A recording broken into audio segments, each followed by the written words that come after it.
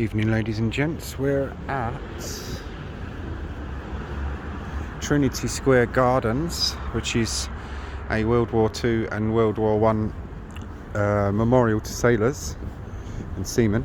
But what we're seeing here is, you've seen the scaffold, or the site of the scaffold on Tower Green, within the tower.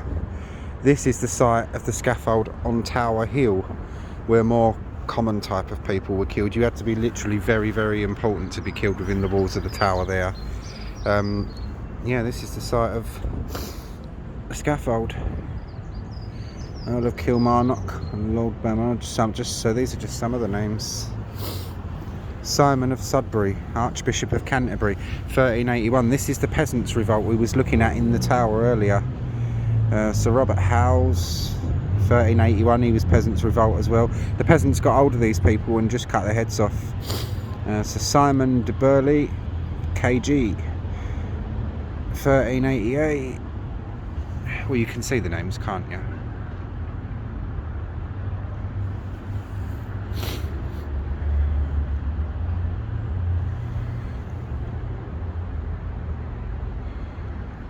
So we got from 1381, Sir William Stanley, 1495. That was Henry VII's time. Sir William Stanley tried to be another kingmaker, he did, but unmade himself, I'm afraid. A lot of power brokers did in those days. John Fisher, Bishop of Rochester. Oh, that was wicked what they did to him, because he wouldn't agree to Henry VIII's, basically, his divorce from Catherine of Aragon, and wouldn't agree to Henry VIII being the head of the church. Rather than just sacking the man and putting him under house arrest, which they could have done, taken his bishopric away from him and just kept him under house arrest, they'd done it with others. This is an old man who'd served the king and the church well all his life, and they executed him. So Thomas More, he was executed here as well. Oh, I thought he was done within the tower. Thomas Darcy, Lord Darcy of Templehurst. A lot of the people were in Henry VIII's reign. To commemorate the tragic history, in the many cases of martyrdom of those who, for the sake of their faith, country, or ideals, staked their lives and lost. On this site, more than 125 were put to death, the names of some of whom are recorded here. Henry Courtenay,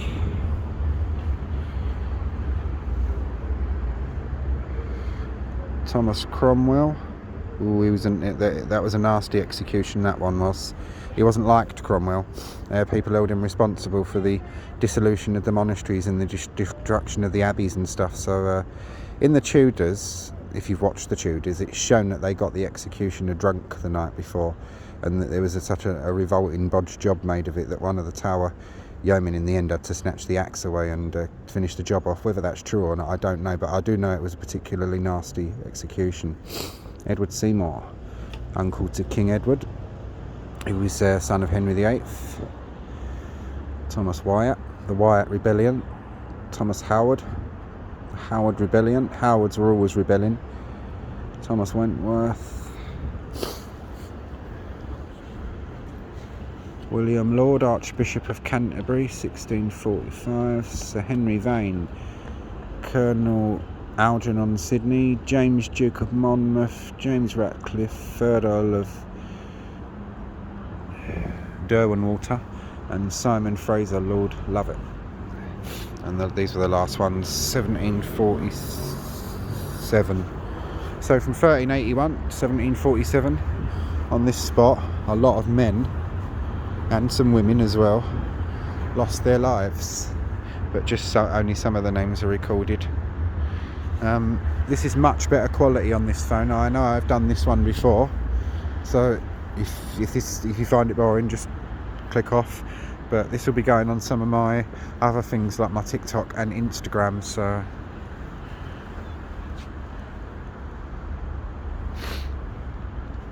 and YouTube.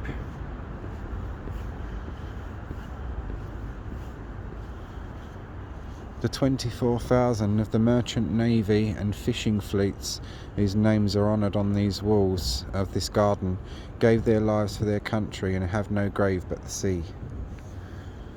So.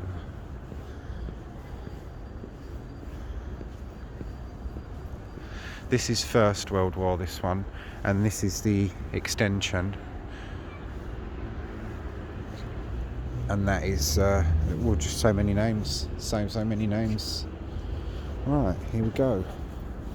Some of the art that they've done on this as well is because these men and some women as well, I believe, were heroes.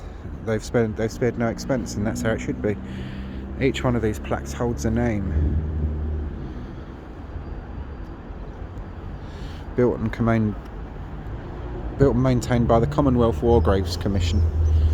One of my own relatives is buried in a Commonwealth War Graves grave in East Mudros Military Cemetery in Greece, and they've all just been restored. Or not long ago, about a year or two ago, all the stones were replaced because they had bronze plaques that had got really crappy and whatnot, and everything's been replaced and restored. So the Commonwealth War Graves Commission, a lot of the time when you donate your money to the Poppy Appeal, it goes to help to heroes, and sometimes the Commonwealth War Graves Commission, which maintains places like this and the war graves of our heroes.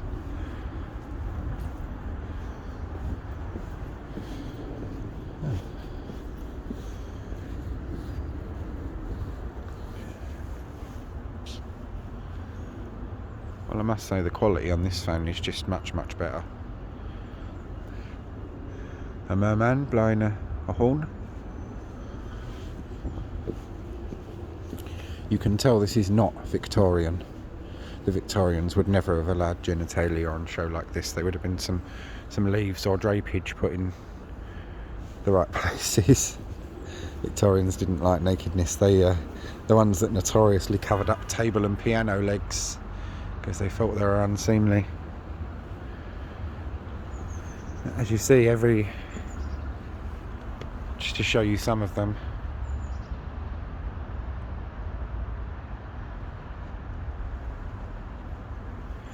Don't forget, a lot of Polish and other nations that were taken over by the Germans made their way to England or British-held countries and fought with us for their own countries.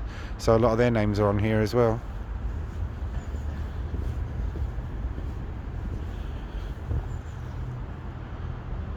I think someone has tried to cover that one up by the looks of it. There's something brown.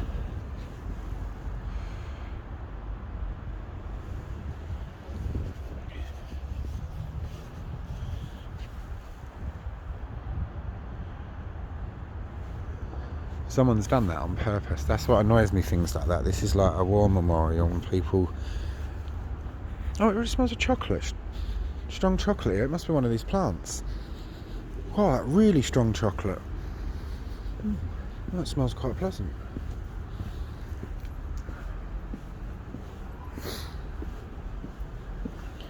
These are people who've come to visit their relatives. That one hasn't got a name on it, so I don't mind you showing that one, because these are all people's families and relatives and whatnot, so I don't like to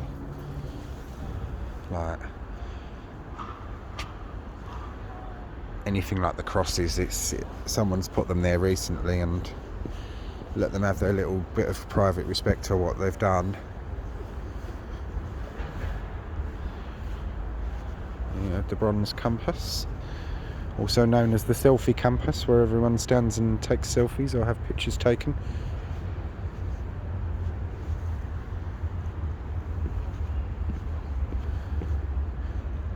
And I heard a rumour, whether it's true or not, probably one of them conspiracy things, that under there is an entrance to something. So yeah, whether that's true or not, we don't know.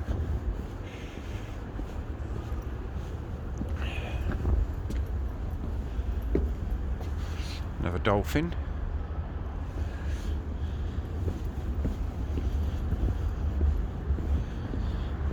These pre-records I'll I'll upload when I get in and over the weekend, because it will just eat massively into my data.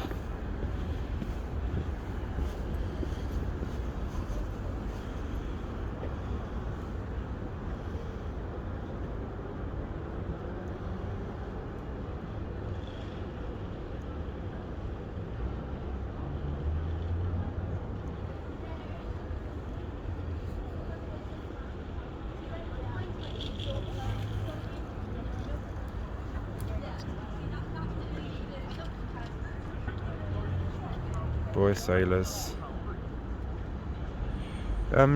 Jack Cornwell, who was one of the youngest VC winner, he came from Manor Park, and he was buried at first quite ignominiously in a very cheap grave because his family was poor. And when it was found out what he'd done and his story, he was got out of that grave very, very quickly and buried with honours. I'll go to the churchyard. It's the Church of St Mary the Virgin, Little Ilford. I'll go there soon, and we'll cover a bit of the history of that.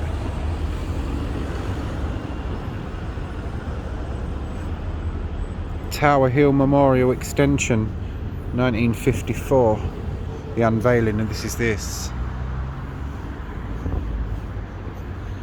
You get a lot of homeless people sleep inside this, so I'll just check, because I don't want to go. Yeah, I'm fine. Yeah, don't like to show people like down on their luck. It's not nice, is it? Let people keep their dignity. But yeah, as you can see, a lot of homeless people do sleep here. And what a shameful thing in this day and age, eh?